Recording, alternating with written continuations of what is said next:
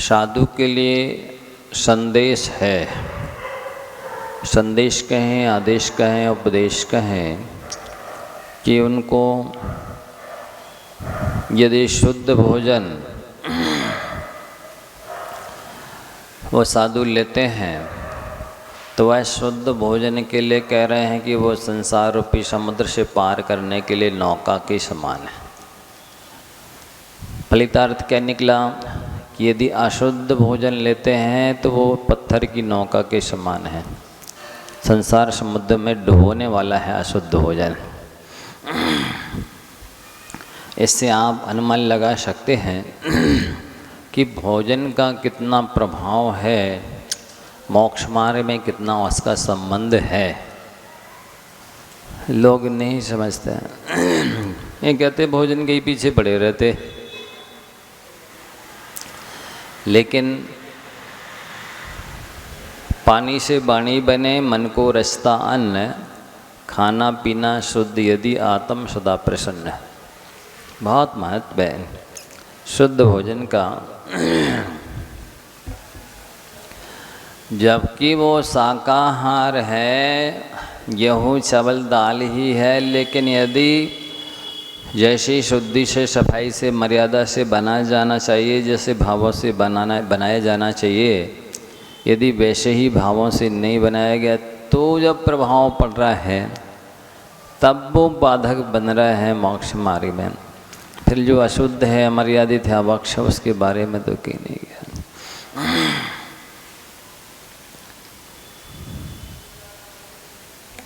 तो कहने के लिए पुद्गल एक है, लेकिन पुद्गल सब एक नहीं है सर्वथा। बहुत अंतर है जमीन और आसमान का। एक मिट्टी का ढेला है, एक सोना है, एक गोबर, एक गधे की लीद है, एक रसगुल्ला है, एक हलवा है और एक बिस्टा है, एक ही है। द्रव्य की अपेक्षा से सामान्य से पुद्गल द्रव्य है, ये ठीक है, लेकिन पर्यायों में बहुत अंतर होता है। पर्यायों की वजह से जमीन आसमान तक अंतर हो जाता है। द्रव्य तो एक ही है, जीव ही द्रव्य है, स्त्री भी जीव है, पुरुष भी जीव है, लेकिन एक जिन मुद्रा धारण कर सकते, एक नहीं कर सकते। कितना अंतर है। पुरुष सप्तम नरक जा सकता है, स्त्री नहीं जा सकती। संगनन हो तो अभी तो पुरुष भी नहीं जा सकते, छठे नरक तक जाएंगे यदि चौथा संगनन होगा तो बहुत अंतर है, इसको समझना चाहिए। ये ठीक है कि साधु के विषय में ये भेद ना करेंगे, काले हैं कि ये गोरे हैं। उस विषय में कह सकते हैं कि मरने के बाद राख तो सबकी एक जैसी होती है, लेकिन मूल चीज़ है गुणों की ओर दृष्टि देना।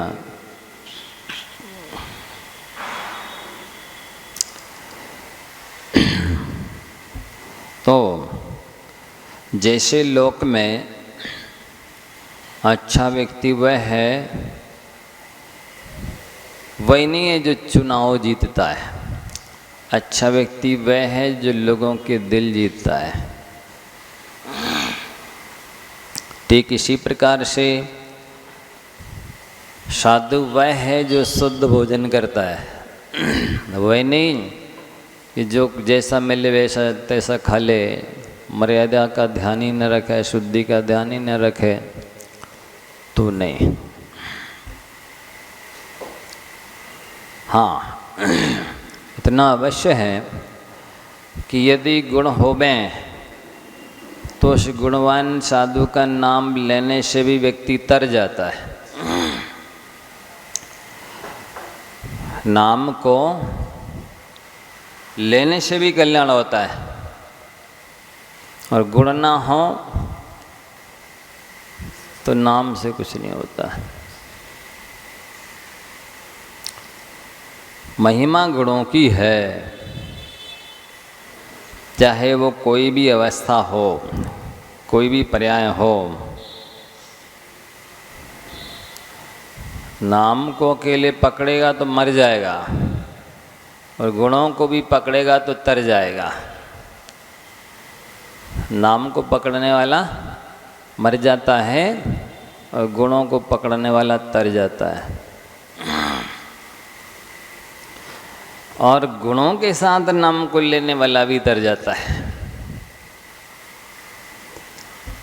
ऐसा अंतर पड़ जाता है। और जैसे धर्म स्थल कोई भी है, वो प्रदर्शन से उसकी महिमा नहीं होती। धर्म स्थल प्रदर्शन से सफल नहीं माना जाता। धर्म स्थल तो प्रार्थना से सफल होता है।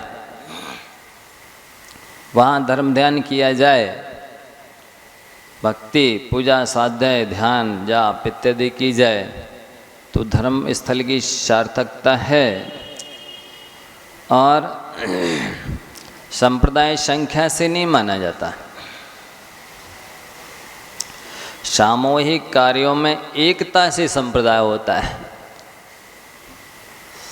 सामूहिक कार्यों में एकता के साथ प्रवृत्ति करे तो संप्रदाय सार्थक माना जाता है।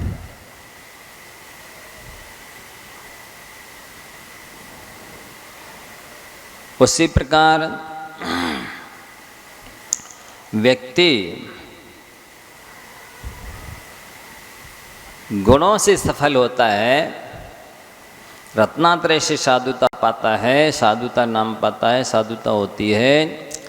वेश मात्र से साधुता नहीं आती।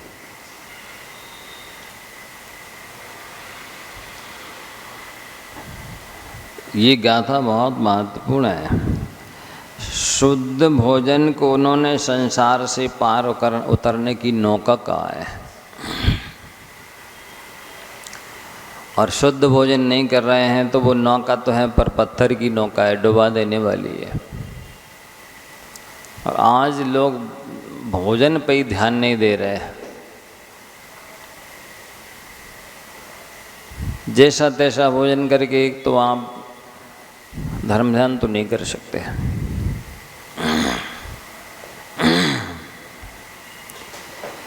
संख्या क्यों कम हो रही धर्मात्माओं की? उसकी वजह है शुद्धि के भोजन का अभाव। कई धर्मात्मा का वेश धारण करने वाले भी भोजन पानी लेते समय ध्यान नहीं रखते। हम तो पानी तो पी रहे हैं, फलाहारी तो कर रहे हैं, हम थोड़ी शाम को भोजन नहीं कर रहे हैं। इसलिए कपड़े अशुद्धि के हैं, जहाँ तहाँ बैठकर पानी पी लिया, फलाहार ले लिया, इसलिए उनको भी विशुद्धि नहीं बढ़ती, समय के इत्यादि मन नहीं लगता।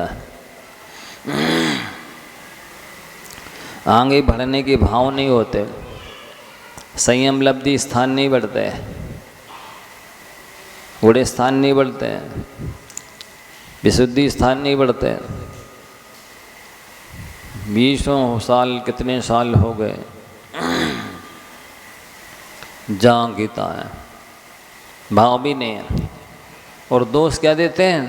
अरे वो ऐसा है, फलाने ऐसे कर रहे हैं तो ये ऐसा कर रहे हैं। तो मतलब जो अच्छे से जीवन जी रहे हैं, साधना कर रहे हैं, उनका नाम नहीं लेंगे। जो स्खलित हो रहे हैं उनका नाम लेंगे। स्वयं की गलती नहीं देख रहे कि हमारा आचार विचार शुद्ध नहीं है, आहार विहार शुद्ध नहीं है, इसलिए हमें विशुद्धि नहीं बढ़ रही है। और अच्छे लोगों की ओर भी नहीं देख रहे। इसका मतलब है उनकी होनहार खराब है, इसलिए उन्हें जो स्खलित हो रहा है वे देख रहे हैं और जिनमें दोष हैं वे देख रहे हैं। जिसकी होनहार अच्छी होती है उसको गुण दिखाई देते हैं, और जिसकी होनहार खराब होती है उसको दोष दिखाई देते हैं।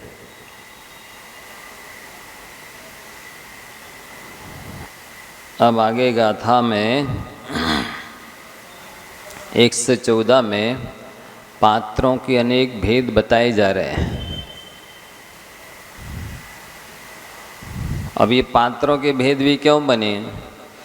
वस्तुतः देखा जाए गुणों की ही तो वृद्धि है उत्तरोत्तर, इसलिए उसमें पात्रता में भेद आया।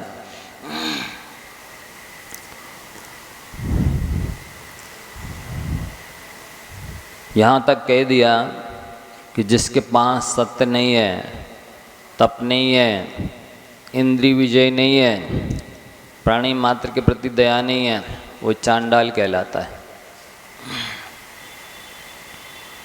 नहीं सुना? चांडाल कहा उसे?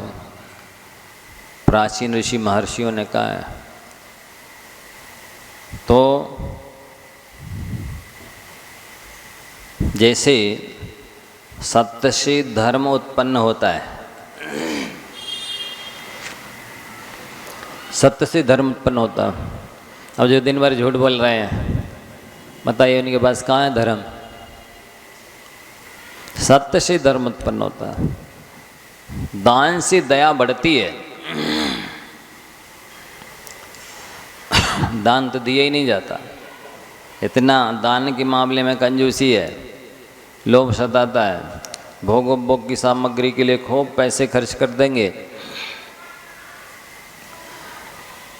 और दुनिया की दारी कामों में कंजूसी नहीं करते, केवल दान के मामले में कंजूसी करते हैं। हम दया बढ़े तो बढ़े, कहाँ से बढ़े? और आज सुबह बताया था, आप लोग नहीं थे, कि यदि दया है तो व्रत, तप, ज्ञान इत्यादि की जरूरत नहीं है, अकेले दया से ही सिद्धि हो जाएगी। और दया नहीं है तो व्रत, तप, उपवास इत्यादि से भी सिद्धि होने वाली नहीं है। मतलब आचार्यों ने तो स्पष्ट ही लिख दिया कि दयालु अव्रती होने पर भी नियम से स्वर्ग जाता है और निर्दयी व्रती होने पर भी नरक जाता है।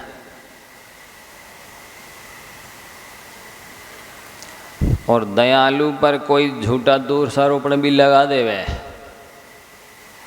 तो भी वो कलंकित नहीं होता। उसके लिए वो दूषण का काम न करके भूषण का काम करता है।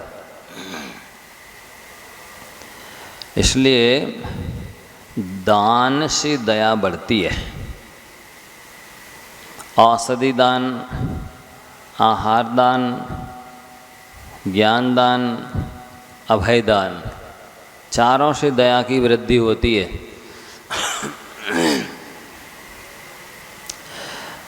दान दे रहा है इसका मतलब दयालु है, और दान देने के भाव उत्पन्न नहीं हो रहे इसका मतलब वो निर्दयी है, तीव्र कसाई है, कठोर प्रणामी है, काले हृदय वाला है। और क्षमा से धर्म स्थापित किया जाता है। आप क्षमा ही नहीं कर पा रहे अपने शत्रु को, आपके धर्म में, आपके हृदय में धर्म आएगा तो आएगा, कहाँ से आएगा? स्थापित होगा कहाँ से? इसलिए अपने हृदय में धर्म को स्थापित करना चाहते हो तो क्षमा करो शत्रुओं को, क्योंकि आप दूसरे को क्षमा नहीं कर पा रहे इसका मतलब है अपने आप को ही क्षमा नहीं कर पा रहे। दूसरे से क्षमा नहीं मांग पा रहे हैं इसका मतलब है अपने आप से ही क्षमा नहीं मांग पा रहे।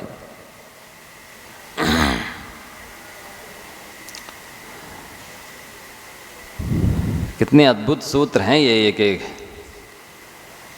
सत्य से धर्म उत्पन्न होता है और दान से दया बढ़ती है और क्षमा से धर्म स्थापित किया जाता है। एवं क्रोध लोभ से धर्म का नाश होता है। क्रोध से और लोभ से धर्म का नाश होता है। आप देखो कितनी जरा जरा सी बात पर कितनी गुस्सा आती है। कीमती से कीमती सामान तोड़ फोड़ डालते हैं, कीमती से कीमती रिश्तों को तोड़ फोड़ डालते हैं। जो नहीं करना चाहिए वो कर बैठते हैं, जो नहीं सोचना चाहिए वो सोच बैठते हैं, जो नहीं बोलना चाहिए वो बोल देते हैं। और लोभ कितना, सुबह से नींद आँख खुली और बस ऑफिस दुकान चालू। जब तक आँखें मुनने नहीं लगती अपने आप, तब तक उसी परिग्रह में सने रहते हैं। खाने का टाइम नहीं है, सोने का टाइम नहीं है, पीने का टाइम नहीं है। कैसा पैसा, किसके लिए पैसा, कब के लिए पैसा? तो इतना लोभ जहाँ है, तो लोभी के भी धर्म का नाश होगा और उसके आस पास रहने वालों का भी धर्म का नाश होगा। क्योंकि खरबूजे को देखकर खरबूजे का रंग बदलता है। एक लोभी को देखेगा तो दूसरा भी लोभी बन जाएगा। है?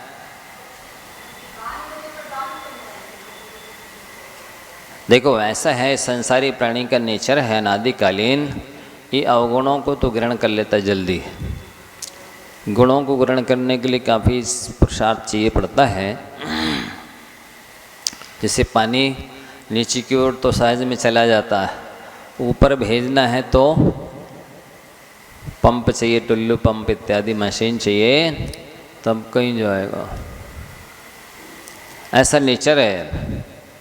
बुराई को ग्रहण करने की आदत पुरानी है, इसलिए बुराइयां जल्दी ग्रहण कर लेता है। अच्छाइयों को ग्रहण करने की आदत भी नहीं है, संस्कार भी नहीं है, इसलिए उनको ग्रहण कराने में दांतों पसीना आ जाता है। ऐसा है। तो दानी को देख करके दान नहीं सीखेगा, लेकिन कंजूस को देखकर कंजूस ये बस सीख जाएगा।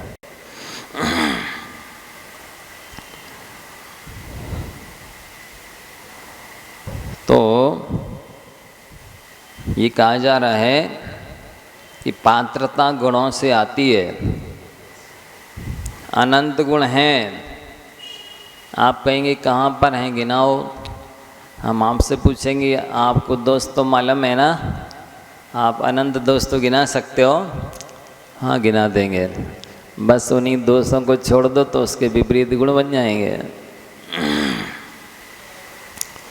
एक एक दोस्त को छोड़ते चले जाइए, वही गुण का रूप धारण कर लेगा। अलग से थोड़ी कोई होते हैं।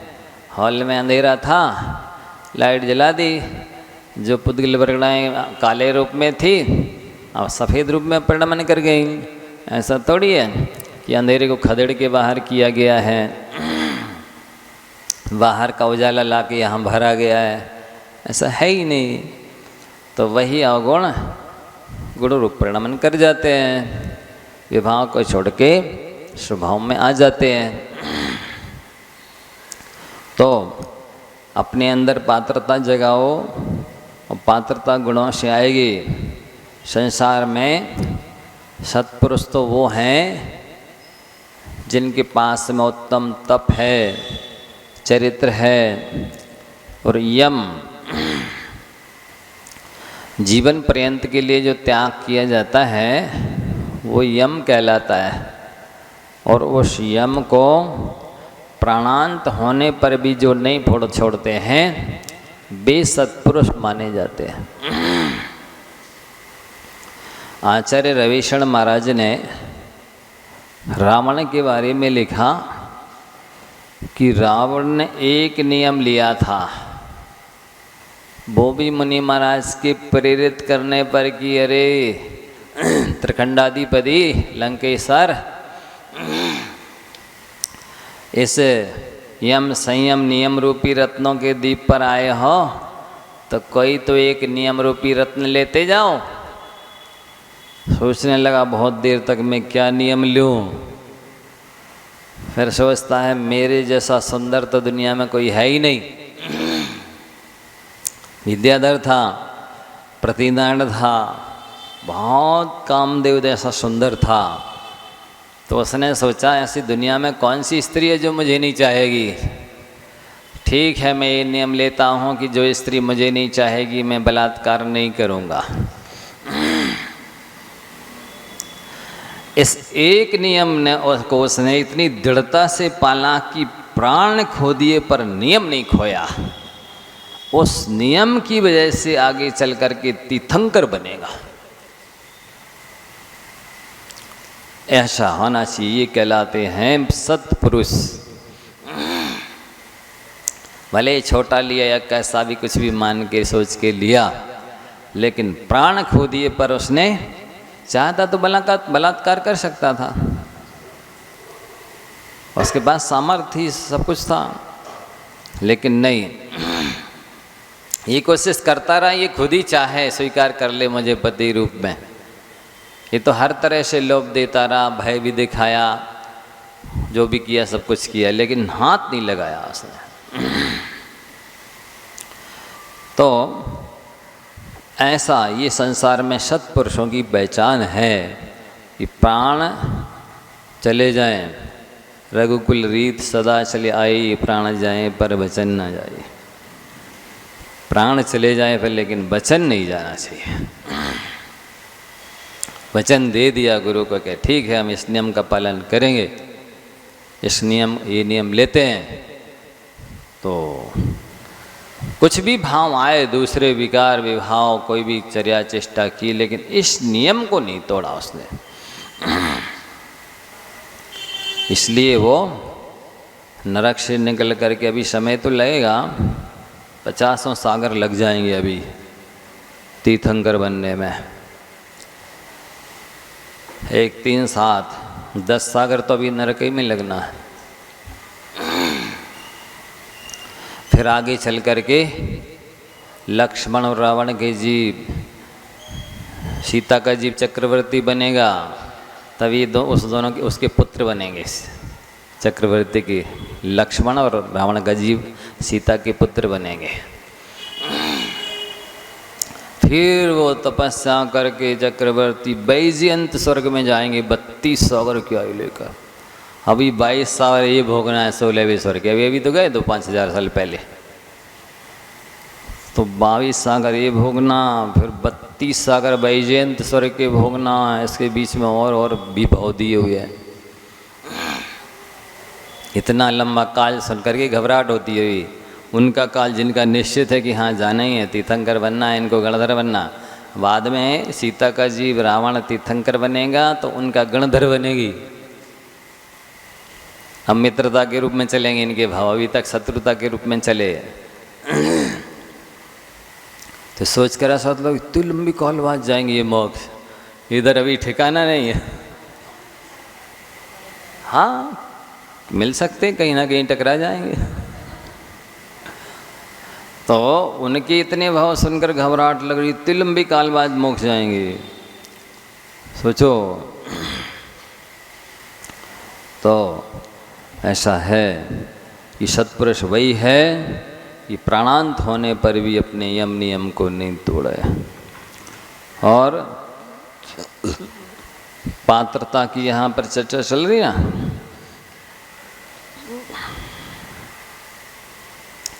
114 नंबर गाथा में पढ़ें, उच्चारण करें। अविरद देश महाव्य आगम रुइणम बियारता चरणम पत्तंतरम सहस्रम निदिष्ठम जिणवरिंदेहि पत्तंतरम सहस्रम अविरद देश महाव्य आगम रुइणम बियारता चरणम पत्तंतरम सहस्रम निदिष्ठम जिणवरिंदेहि।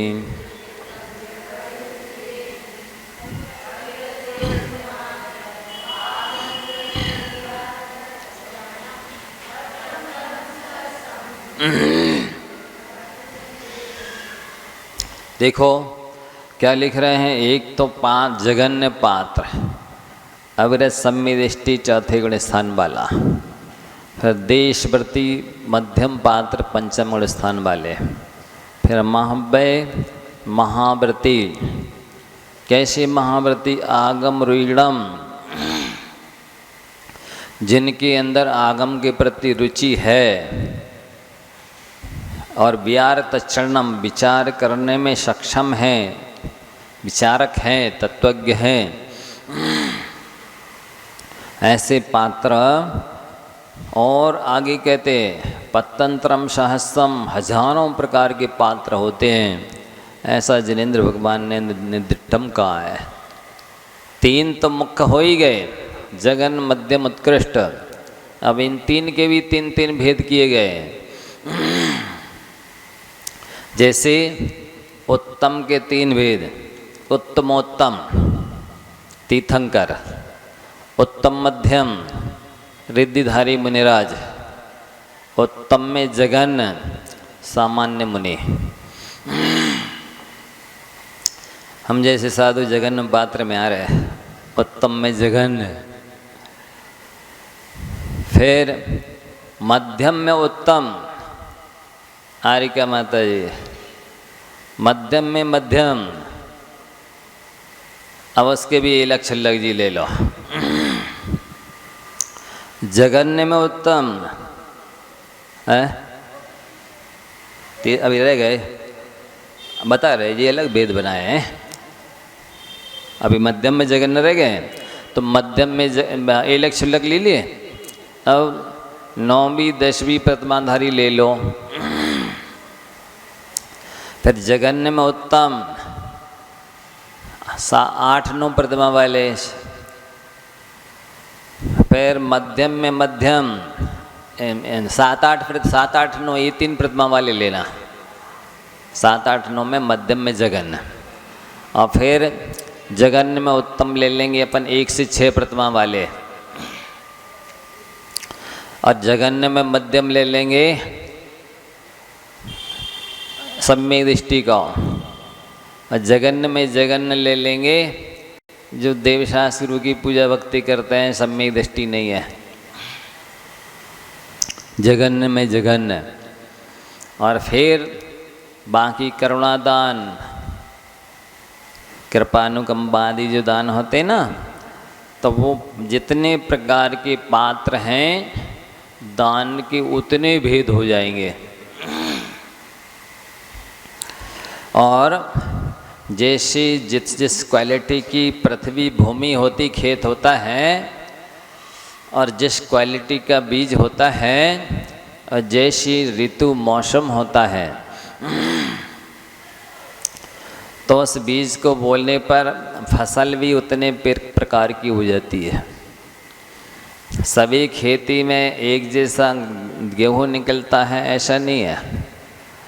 या तो खेत में भिन्नता होने से अनाज में भिन्नता हो जाती है, या फिर अनाज में भिन्नता होने से फल में भिन्नता आ जाती है, अथवा उसमें जो खाद पानी इत्यादि देना चाहिए उसमें अंतर होने से भी फसल मिलने में अंतर हो जाता है। दूध तो एक ही है, मीठी तुम्बी में रखा तो मीठा हो जाता है, कड़वी तुम्बी में रखा तो कड़वा हो जाता है। उस दूध को यदि सांप पी ले तो जहर बन जाता है। इसी प्रकार से आपका द्रव्य तो वही है, लेकिन कैसे पात्र को आपने दिया है उसके अनुसार आपको फल मिलेगा। कितनी चीज़ों में अंतर पड़ता, विधि, किस विधि से दिया है आपने दान। आए और दूसरे की चौके से उठाया कुछ भी गिलास दिया, चलते बने, ना पड़गाहन किया, ना शुद्धि बोली। 9 भक्ति में से एक भी तो भक्ति नहीं हुई। बताओ इसमें कौन सी भक्ति हुई? आपने गिलास उठाया और रख के चले गए, बताओ कौन सी भक्ति हुई? भोजन तो वही होता है, एक कोई व्यक्ति गरीबों को बांट रहा है, एक व्यक्ति होटल में बेच रहा है, एक भोजन फास्ट फूड के रूप में बिक रहा है, एक भोजन है वो जो माँ अपने बेटे को करा रही, एक भोजन वो है जो पत्नी अपने पति को करा रही, एक भोजन वो है जो अपनी बहन अपने भाई को करा रही, और वही भोजन है जो साधु को दिया जा रहा है। अब अंतर कैसे पड़ गया पुण्य में पाप में? साधु के अंदर जो गुण हैं उसकी वजह से, और आपने जो आहार दिया उसमें 9 भक्ति है। पड़गाहन करते ना, तो पड़गाहन एक विधि हुई, फिर इसके बाद में उच्चासन चौके में लाए। अभी तब तक 3 बार शुद्धि मिल चुकी। उच्चासन 2, पाद प्रक्षालन 3, पूजन 4, फिर मन शुद्धि, वचन शुद्धि, काय शुद्धि 7। हाँ, नमोस्तु रह गया एक, है ना। फिर आहार जल शुद्ध। नमोस्तु भी एक भक्ति है। आए नमोस्तु की ही नहीं, शुद्धि बोले ही नहीं, काय का पुण्य मिलेगा बताओ? जो पूजन का अंग है परिक्रमा। पूज्य मुनिवर श्री निर्वाण सागर जी महाराज जी चौके में लगवाते थे परिक्रमा, कि आप जहाँ पूजन करो वहीं परिक्रमा करो। तो पूजन के बाद वहाँ चौके में परिक्रमा लोग लगाते थे। अब ये प्रचलन में आ गया कि मान लो आपने परिक्रमा नहीं की तो कोई साधु लौट जाए। तब ये चूँकि प्रचलित है कि ऐसी ऐसी विधि की जाती है, आपने नहीं की तो वो कमी मान ली जाती है। वस्तुतः कोई साधु नहीं भी लौटे तो नहीं लौटे। तो ये 9 याद हो गई, 9 भक्तियाँ। पड़गाहन 1, फिर आए चौक, वहाँ शुद्धि बोली एक बार, तो शुद्धि बोल गई, फिर परिक्रमा लगा के बोली शुद्धि 2, फिर मन चौक यहाँ आ गई चौके में आपके घर के पास, फिर शुद्धि बोली अंदर चलने के लिए 3, फिर वो पूजन करेंगे, उसके बाद सामग्री दिखा के फिर बोल लेंगे 4। कम से कम 4 बार तो आवश्यक है। आचार्य श्री ने सुनाया था कि ऐसे ऐसे भी आप जिस समय पड़गा रहे हैं, महाराज जी रुक गए, शुद्धि बोल दी, फिर परिक्रमा लगाई, फिर शुद्धि बोली 2, फिर घर पे आ गए, यहाँ पैर धोए, शुद्धि बोली, अंदर गए 3, फिर सामग्री दिखाई, फिर शुद्धि बोली 4। 4 बार तो कंपलसरी है। पर ऐसे जिनकी भक्ति विनय बहुमान विशेष होता है, तो आचार्य श्री ने बताया था मूलाचार पढ़ाते समय कि ऐसे भी श्रावक हैं, एक बार दे दिया मन शुद्धि वचन शुद्धि काय शुद्धि आहार जल शुद्ध है, मन शुद्धि वचन शुद्धि काय शुद्धि आहार जल शुद्ध है। जितनी बार जो जो सामग्री दे वो हर बार शुद्धि बोले। तो आचार्य श्री बहुत खुश हुए उसके बाद कि एक एक चीज़ शुद्ध बोल बोल के दे रहा है। तो ऐसा भी होता है।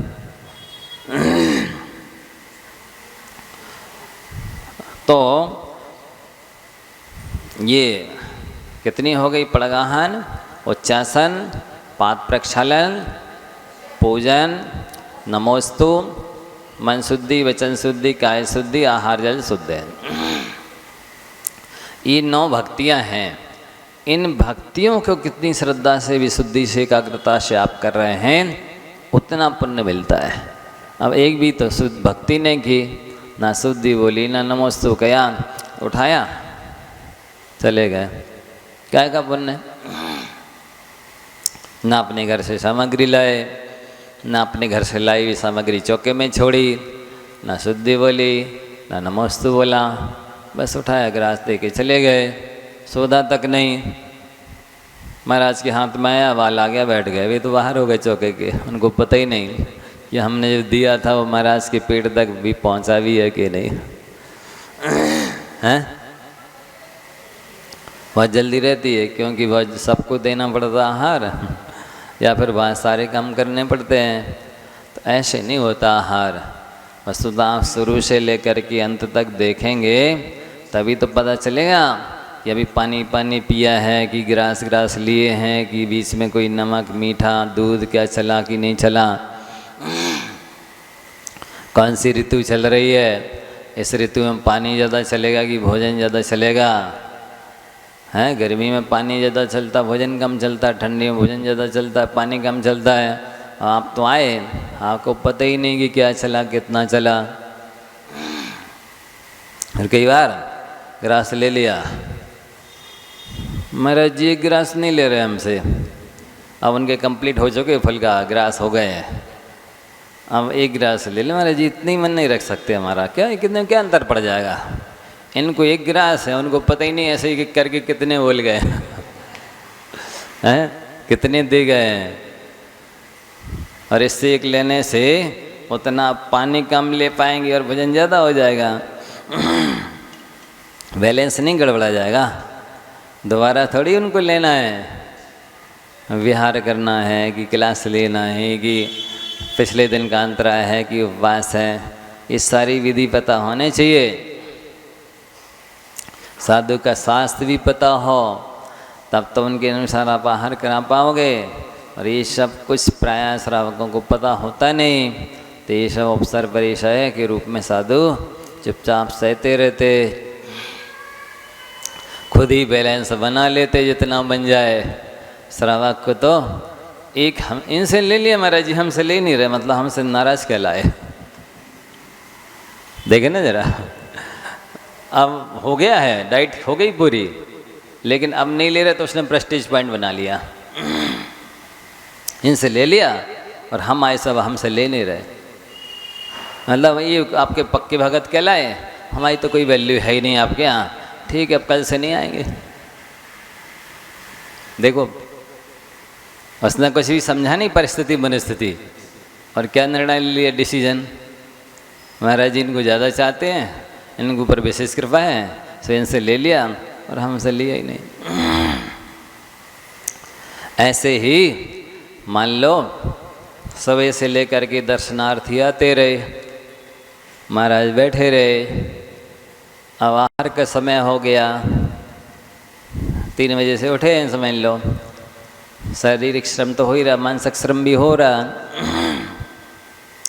आहार के बाद भी तांता लगा रहा। अब 12 बज गए, दरवाजे लगा दो भैया, नींद का झोंका आ सकता, थक तो गई है। महाराज जी स्वाध्याय करते हैं तब तो डिस्टर्ब होने की संभावना हो सकती है, समझ में आती है बात। अब सामयिक में दरवाजे लगाने की क्या ज़रूरत है, ठीक है तो खोल के कर ले रहा सामयिक, नींद का झोंका आ गया। देखो हमें पढ़ा रहे थे महाराज जी के सामयिक में नींद नहीं आनी चाहिए, खुद सो रहे, अब बताओ क्या करें। सवेरे 3 बजे से 1 मिनट के लिए चैन नहीं लेने दी, अब शरीर थक गया है तो दरवाजे भी नहीं लगाने दिए, ये सामयिक में दरवाजे लगाने की ज़रूरत है, अब खुले ही छोड़ दिए तो भी कह रहे देखो सो रहे महाराज, ऐसी की जाती सामयिक, हमें कैसा पढ़ा रहे थे हैं? कहीं छोड़ेगा श्रावक हैं? परिस्थिति मनस्थिति कोई समझता नहीं है, तो तुरंत देखो महाराज जी 1 मिनट नहीं भैया हमारा टाइम हो गया, बस आज जाना मुझे जल्दी, अब भी गाड़ी आ रही मेरी, चल भाई ले 1 मिनट, ये नहीं जा पाए तब भी आ गए, महाराज जी 1 मिनट,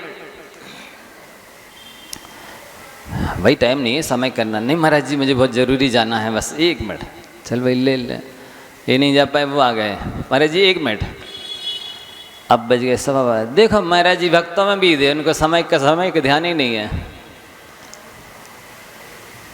अब वो लोग क्या करें, नहीं दे रहे टाइम तो 1 मिनट करके, महाराज जी हमें 1 मिनट नहीं दे सकते, हम इतने दूर से आए, क्या को आएंगे दोबारा, जब 1 मिनट नहीं दे सकते महाराज जी हमारे लिए, तो हम क्यों इतने दूर से आएंगे हर जगह खर्च करके। अब दे दिया तो वो दूसरा जो देख रहा है वगैरह देख लो, कितने बज रहे हैं महाराज, सामयिक श्रावकों में भी दे, इनको अपनी सामयिक का ध्यान नहीं है। देते हैं तो वो तीसरा कहने खड़ा है, नहीं देते हैं तो ये तो सामने गाली खड़ा ही दे ही रहा कि हम इतनी दूर से आए, अपना सब काम धंधा छोड़ के आए, किसी मुश्किल से तो हमने समय निकाला, महाराज जी समय नहीं दे रहे।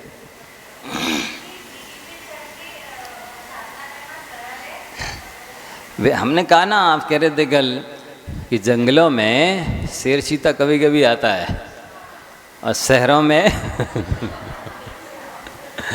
इस टाइप की सिरछी तो खूब घूम रहे हैं। इधर ज़्यादा कठिन है रहना। लोग तो बिना सोचे समझे, उनका विवेक तो है ही नहीं। हम तो उन मुनिराज का पूछते हैं जो जंगलों में रहते थे, गुफाओं में रहते थे। इनको क्या पूछे जी, रहे धर्मशाला में, संत भवनों में आराम से। आके देखो तो पता चल जाए कैसे रह रहे। बिना सोचे समझे समीक्षा करना सरल है, लेकिन आके बैठे तो 24 घंटे मेरे पास और मेरे साथ क्या बीतती है तो समझ में आ जाएगी। ये तो भवनों में रह रहे, हम इनको नहीं पूछते, इनको नहीं मानते। टेवनी तो पास में है, मुंह में दे के बता ना। हैं? कहना तो बहुत सरल है, उठाई जीभ तरुआ से मारी है। कहने और करने में जमीन और आसमान का अंतर होता है। तो ये अज्ञानियों की दशा है। देखो, एक दिन मैंने कहा था कि जैसे आहार के बारे में किसी ने केवल प्रवचन सुना और दूसरे ने आहार के बारे में प्रवचन भी सुना है और शास्त्र में पढ़ा भी है कि शुद्ध आहार कैसे बनाया जाता है, और तीसरे ने प्रवचन भी सुना है और शास्त्र में भी पढ़ा है और आहार बनाते देखा भी है। ध्यान देना, सुनने वाले से ज़्यादा अनुभवी सुना और पढ़ा है दोनों वो है, और उससे भी ज़्यादा अनुभवी सुना पढ़ा और देखा है वो है। उससे ज़्यादा अनुभवी जिसने सुना भी है, पढ़ा भी है, देखा भी है और बनाया भी है।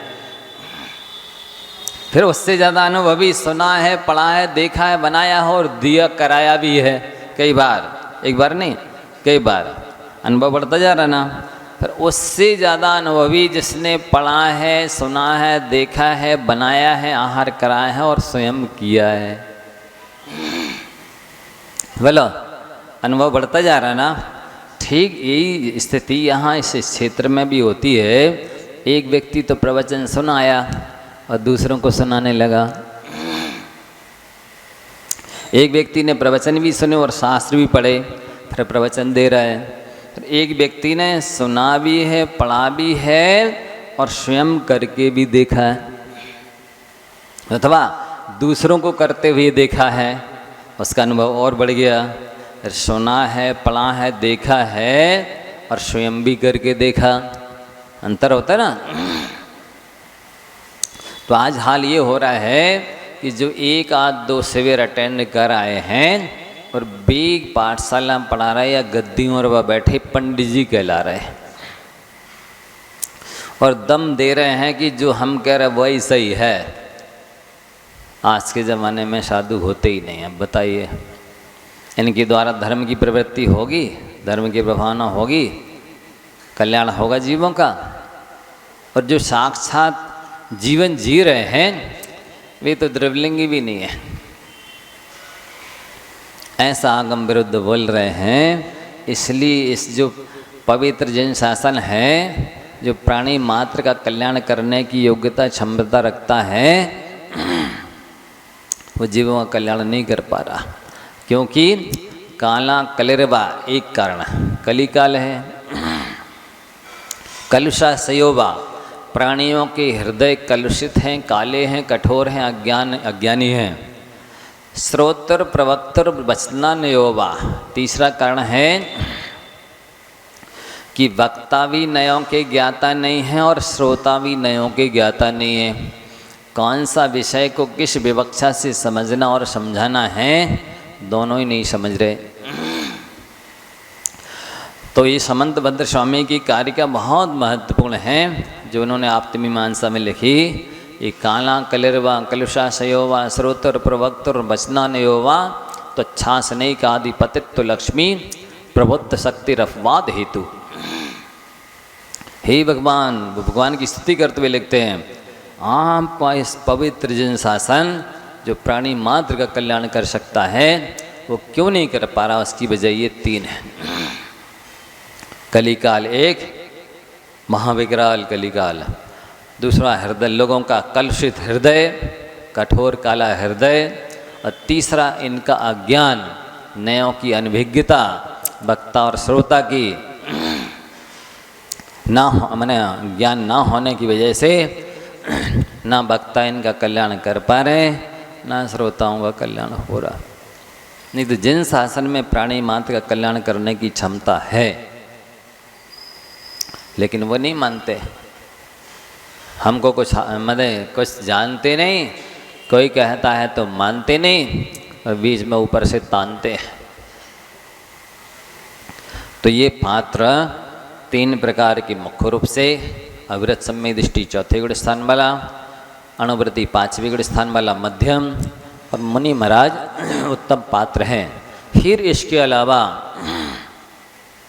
जैसे जैसे गुणों की वृद्धि होती चली जाएगी तो उनमें पात्रता विशेष आती जाती है। अज्ञानी लोग कहते हैं हमें तो सब महाराज एक ही से हैं। हम बताइए एक कैसे हो सकते हैं? कोई विशिष्ट ज्ञानी हैं, वैरागी हैं, त्यागी हैं, तपस्वी हैं, तो उसके हिसाब से ना वैसी वैसी योग्यता पात्रता और बढ़ती चली जाती है। लेकिन नहीं, कोई भाई महाराज आ गए, हमें तो महाराज सब बराबर है, और उनको ज्ञान ही नहीं है कि इनके अंदर क्या क्वालिटी है, क्या विशेषता है, क्या त्याग तप है, कितने गुणों की वृद्धि, इन्होंने कितनी साधना बढ़ा रखी। अरे एक एक्स्ट्रा गुण बढ़ गया कि इनके अंदर सहनशीलता ज़्यादा है, अब ये उनसे ज़्यादा पूज्य हो गए। इनके अंदर क्षमा भाव ज़्यादा है, इनको जल्दी गुस्सा नहीं आता, एक गुण बढ़ गया। ये उनकी अपेक्षा ज़्यादा विनम्र हैं, अब एक गुण और बढ़ गया। ये उनकी ज़्यादा और सरल हैं, एक गुण बढ़ गया। ये संतोषी हैं, ये ज़्यादा वैरागी हैं, ये ख्याति पूजा लाभ से दूर रहते हैं, ये गुण बढ़ते जा रहे हैं, लेकिन अज्ञानी नहीं समझता है। इसलिए गुणों से पात्रता और आती जाती है, उसकी अपेक्षा से जो जितनों गुणों का आधार है उसको दान देंगे, उसकी सेवा करेंगे, तो उतना ज़्यादा आपको पुण्य का बंध होगा और मोक्ष मार्ग प्रशस्त होता जाता है।